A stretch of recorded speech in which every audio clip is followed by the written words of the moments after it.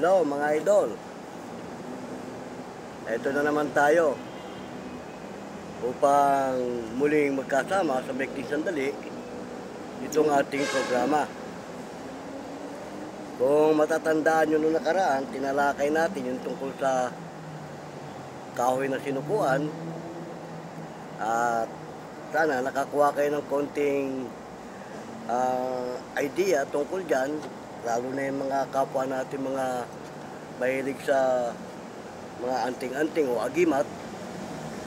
Kung may mga plano kayo na puntahan yung lugar na yan, ay meron na kayong idea kung paano kayo makakakuha ng sanganyan o yung tangkay.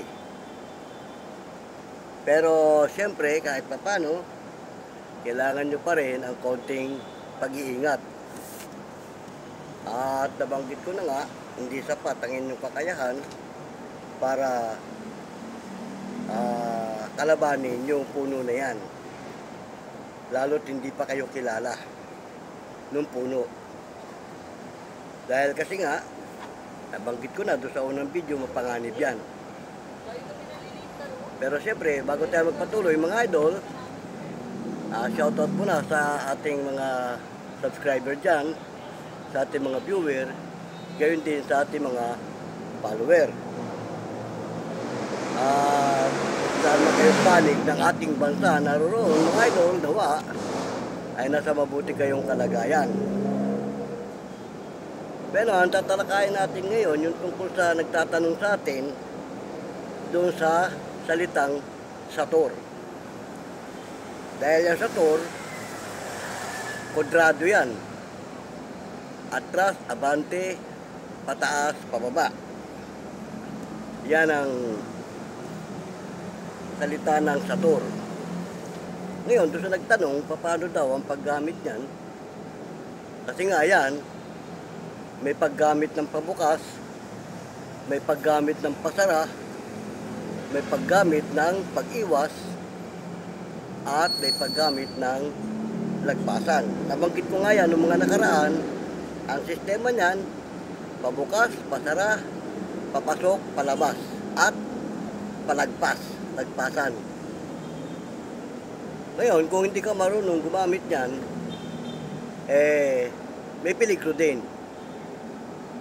Yang salitang Sator, hindi yan para sa pamproteksyon lang. May kaukulang paggamit yan at may kanya-kanyang pinaggagamitan yung bawat kanto niyan o yung bawat kwadrado. Kaya yan, hindi rin biro yung salitang yan. Pwedeng pangontra yan o pwede mo ring ikapahamak. Pwedeng pangkabuhayan, pwede rin namang pangkahirapan.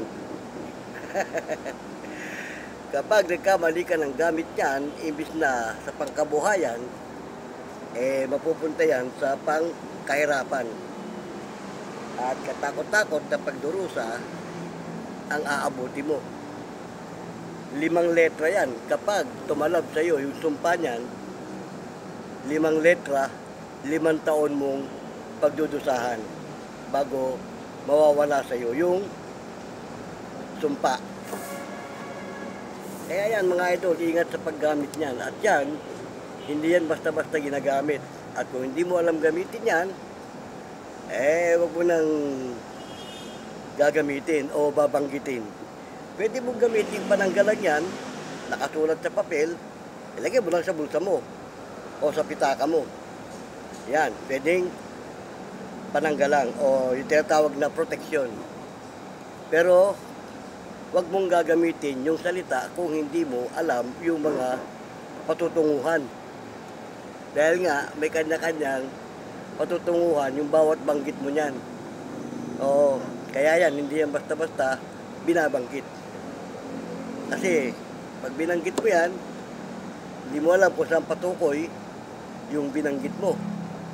Baka maya, pagbanggit mo niyan, tumukoy yan doon sa lagpasan na tinatawag, ay lahat ng biyaya mo, tiwas, lalagpas. Kung pasara naman, ganun din. Walang papasok sa iyo dahil sarado. Kaya yan, hindi basta-basta ginagamit yan, mga idol. Ginagamit lang yan bilang panaming o pandepensa. Nakasulat lang yan, tapos lagay mo lang sa bulsa mo o sa pitaka mo. O kung meron ka namang medalyon yan, kumpletong salita yung nasa likod ng medalyon yan, huwag mo nang babanggit-banggitin yun. Basta hilingin mo lang, panalangin mo lang na maging ano mo siya, yung proteksyon. Mga idol, ayoko ring banggitin sa inyo yan kasi nga oras na binanggit mo yung letra niyan o yung salita niyan, gumagana na agad yan. Maaari kang maepektuhan yan sa binanggit mong salita. Ngayon, kaya hindi ko basta-basta pwedeng ipaliwanag sa inyo yan kasi nga yung bawat banggit mo ng salita niyan may mga patungkol o patukoy kung saan.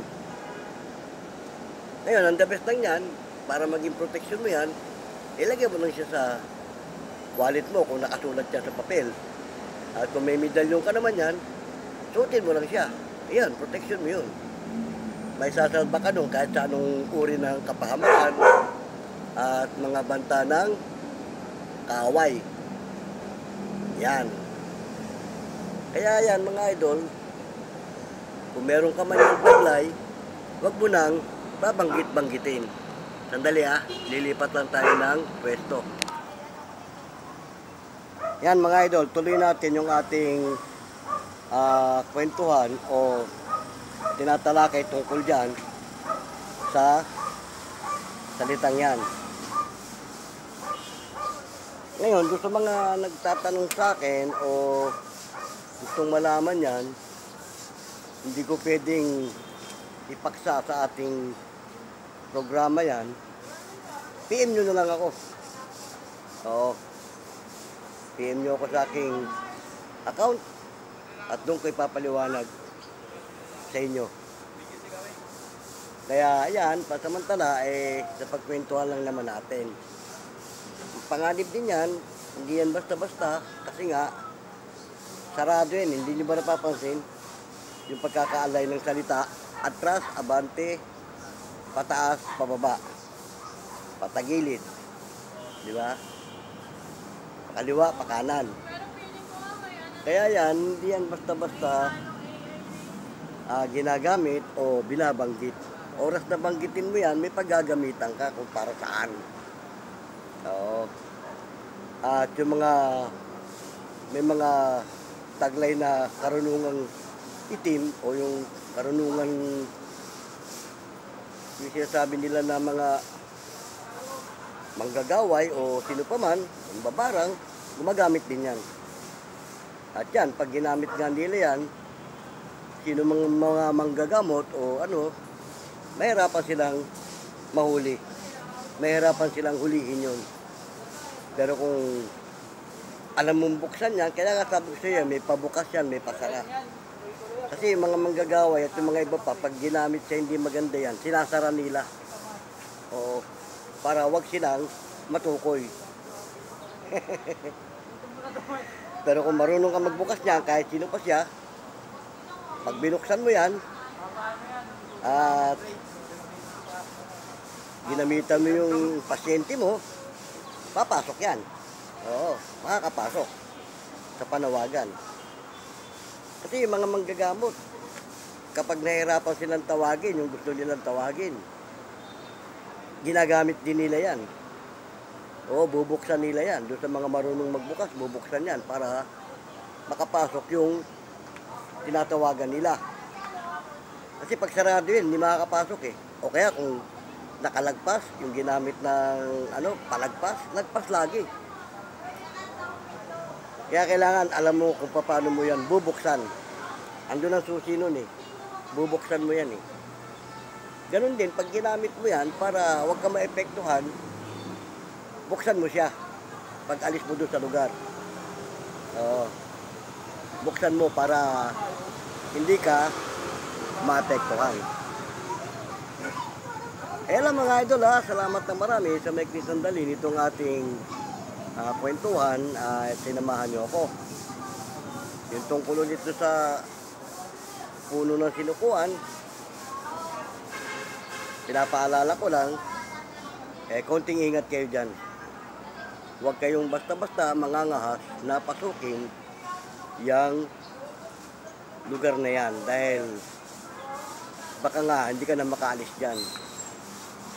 Kasi nabanggit ko na nga yan, kung pupunta ka dyan, yung unang punta mo dyan, hindi ka pwedeng agad manghingi o kumuha ng kanyang sanga o yung kanyang tangkay.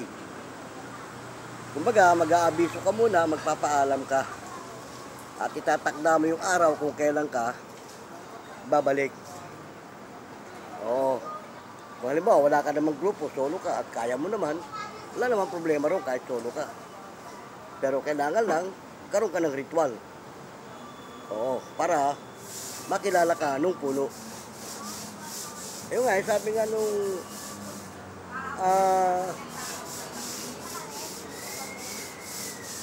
amain nung bayaw ko, magpapakilala ka dyan. Hindi yung basta ka na lang kukuha. At pagkilala ka na yan, at pinagbigyan ka, anytime.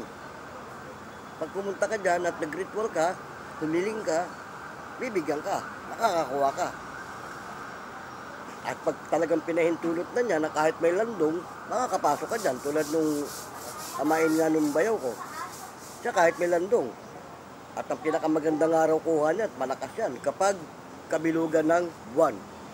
Pero ang tanong, paano ka makakapasok kapag kabilugan ng buwan? Ay tsak, may landong yan. Kaya bira daw ang nakakakuha dyan pag kabilugan ng buwan. Yun lang talagang kilala na at may pahintulot na. Pero pag bagito ka, malabo. So, talagang iiwasan mo yung landong yan. Pero once na ginamit mo naman sa hindi maganda yan, alam din nung puno. Paparusahan ka yan. Baka pagbalik mo doon, hindi ka na makaalis. Oo. Kaya bawat ano may kaakibat yan eh. May kaakibat na sumpa, may kaakibat na parusa. Kaya hindi basta-basta ang nag-iingat ng kung ano-anong mga panaming o pangontra. Kaya nga, yan, nagbigay na rin ako ng clue para malaman mo kung tunay yun sa'yo. Subukan mo yan sa liwanag ng, kahit sa araw, liwanag ng araw. Iganon mo. Kapag nagdalawa ang anino niyan, bukod sa hawak mo, tunay yan. O, yan ang isa sa palatandaan. Kasi nga, yung nabanggit ko na yan, yung sa bayaw ko, ilang beses namin tinesting eh. Sa liwanag ng ilaw, sa liwanag ng buwan, sa liwanag ng araw, talagang nagdodoble yung anino. Dalawa. Yan ang tunay. At yung anino nga yan, ginagamit nga yun sa panggagamot doon sa mga pasyente na may inaalhin ng masamang espiritu. Lalo't gabi mo gagamutin yung inaalhin ng masamang espiritu, kapag tinapat mo sa kanya yung anino niyan, lahat na nakasapi doon, doon, lipad lahat yun. So, kasi nga, may power nga dyan yung anino eh. Ando doon ang power nun eh. Pero, hindi ka naman maapektuhan nun at hindi naman maepektuhan yung ibang tao kahit tapatan mo ng anino nun. Kasi, kumbaga, wala na siya doon sa mismong puno. O, at saka ikaw na ang may hawak eh. Hawak mo na siya.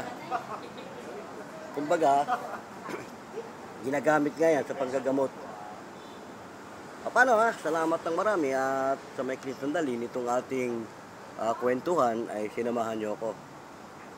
O bueno, hindi tayo magtatagal at meron pa tayong ibang dapat asikasuhin.